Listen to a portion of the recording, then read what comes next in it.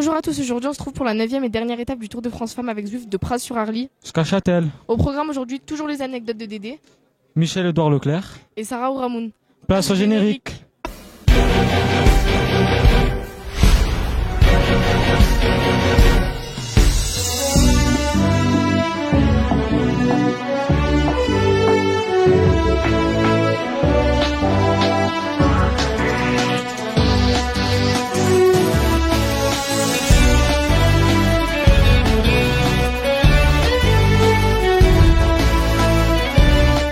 On n'a pas pu interviewer la porteuse du maillot à pomme, on a pu interviewer le directeur du sponsor. Michel-Édouard Leclerc. Bonjour. Bonjour.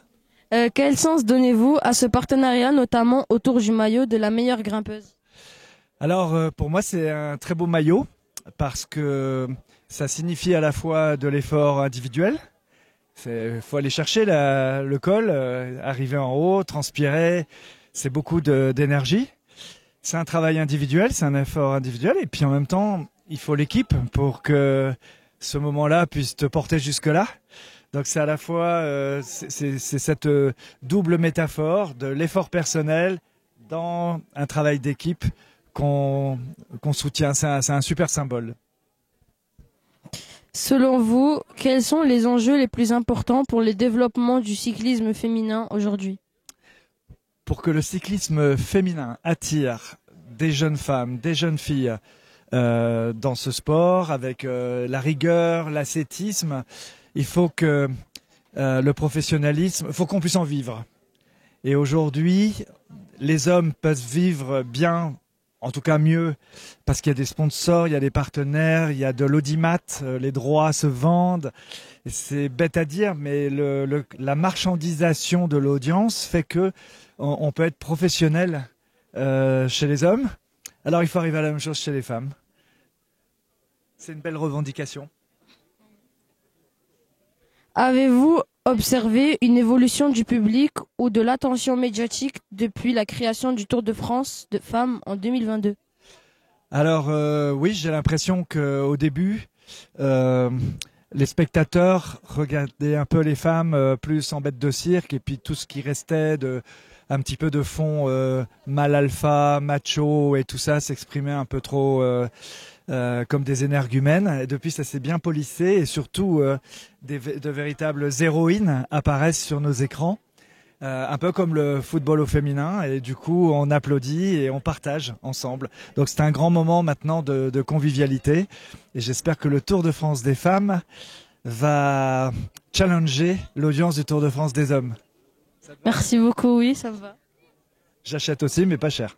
On se retrouve maintenant pour l'interview d'une boxeuse championne du monde et vice-championne olympique. Sarah Ouramoun. Bonjour. Bonjour. Que représente pour vous cette édition du Tour de France Femmes avec Zwift? Pour moi, c'est un beau moment. Alors, c'est très symbolique parce que les femmes sur un vélo, c'est voilà le symbole de l'émancipation et ça fait écho un peu à mon parcours de boxeuse. Donc voilà, prendre sa place dans tous les sports et dans tous les domaines pour une femme, c'est quelque chose d'important pour moi. Vous êtes très engagée auprès des jeunes. Quel message souhaitez-vous transmettre aux jeunes filles via des événements comme le Tour? Le message que j'ai envie de leur transmettre à travers des événements comme le Tour, c'est celui d'oser aller sur tous les terrains et de croire en elles. Voilà, vraiment l'audace de toujours essayer. Selon vous, quelles sont les prochaines étapes à franchir pour parvenir à une véritable égalité dans le sport? Waouh, c'est une bonne question. Il y a à la fois sur les terrains, mais pour moi le vrai sujet, c'est un sujet un peu politique et dans les instances, faire en sorte qu'il y ait plus de femmes, mais aussi plus de diversité autour de la table pour que les décisions soient prises en faveur de plus de diversité et d'égalité. Sofiane Oumiha est le parrain de notre association. En tant qu'ancienne boxeuse, que représente-t-il pour la boxe française? Sofiane, c'est le grand champion. Hein. C'est voilà plusieurs fois médaillé olympique, 3 fois champion du monde en amateur. C'est voilà, il fait partie des meilleurs boxeurs au monde. Et moi, à titre personnel, j'ai toujours beaucoup apprécié Sofiane et je suis complètement fan de sa boxe. Merci. Avec plaisir. Ilyes, tu t'es déjà dopé? Je sais pas, c'est quoi ce mot bizarre? En fait, laisse tomber. On va éclaircir le sujet avec Dédé. Coucou Dédé, ça va? Ouais, très bien. Et toi, est-ce que ça va bien? Ouais, ça va. Bien. On va parler des joues planes. Il s'est passé beaucoup de choses dans l'histoire du Tour. Peux-tu nous les raconter? Alors c'est pas les joues, mais c'est joues planes. Mais Ah c'est ouais, en effet, c'est pareil, c'est comme un col. C'est un col hors catégorie. Il va être emprunté aujourd'hui. Ça sera le dernier col hors catégorie de ce Tour de France femmes avec Zwift. Un col hors catégorie qui est étroit, qui est difficile. La pente est forte. On est sur 11,5, 11,6 km à plus de 8%. Attention dans la descente. Ça, c'est pour le côté purement sportif des choses. Et puis si on remonte un peu en arrière, si on remonte même pas mal de temps en arrière, nous sommes en 2006. Un certain Floyd Landis emprunte le col, gravit le col, passe le col en tête. C'était la 17e étape du Tour en 2006, mais il est contrôlé à la fin de l'étape. Il est contrôlé, les résultats tombent quelques temps plus tard. À la fin du Tour, les résultats tombent, les résultats sont positifs. Il est convaincu de dopage à la testostérone de synthèse. Bref, il se défend, il dit que ça n'est pas lui, que ça n'est pas de sa faute, il dit qu'il a des problèmes de santé qui ont nécessité des injections de corticoïdes, il parle également d'une soirée très arrosée qui aurait pu apporter des résultats bizarres aux analyses. Les échantillons sont testés, retestés.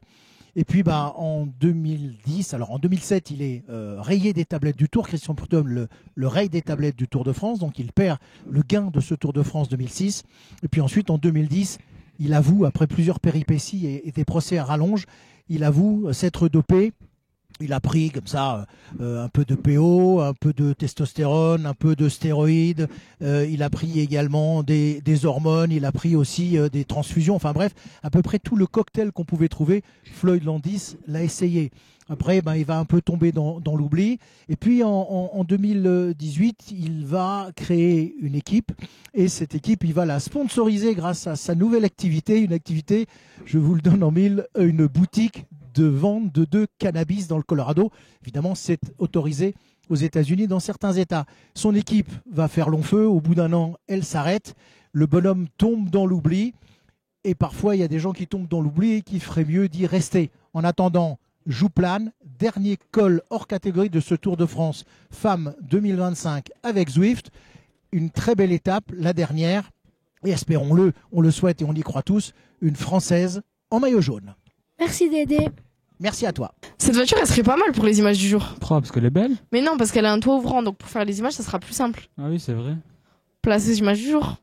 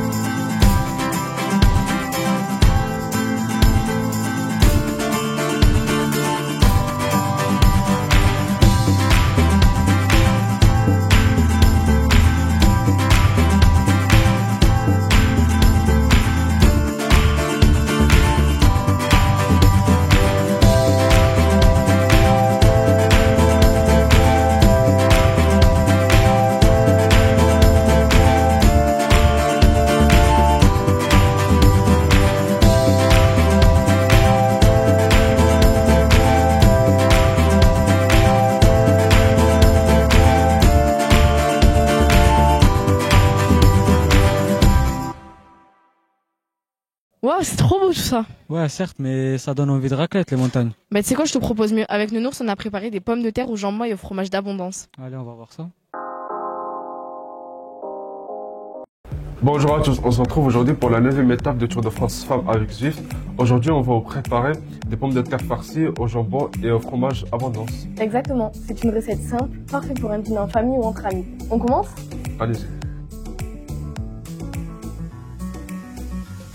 Alors, pour commencer, on prend de grosses pommes de terre, on les lave, on les met dans une casserole d'eau salée. On les laisse cuire environ 25 à 30 minutes jusqu'à qu'elles soient tendres. Vous pouvez vérifier la cuisson en piquant une pomme de terre avec un couteau. Pendant que les pommes de terre cuisent, on va préparer la farce. On prend notre jambon cru et on le coupe en petits morceaux. Ensuite, on mélange le jambon avec notre fromage. Enfin, on ajoute la crème fraîche épaisse pour l'onctuosité, salée et poivrée. Voilà, la farce est prête. Une fois que les pommes de terre ont un peu refroidi, on les coupe en deux dans le sens de la longueur.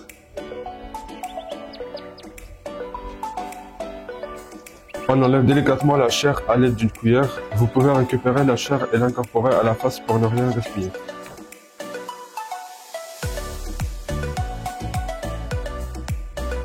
On remplit chaque moitié de pommes de terre avec ce mélange. N'hésitez pas à bien tasser pour que ça tienne bien.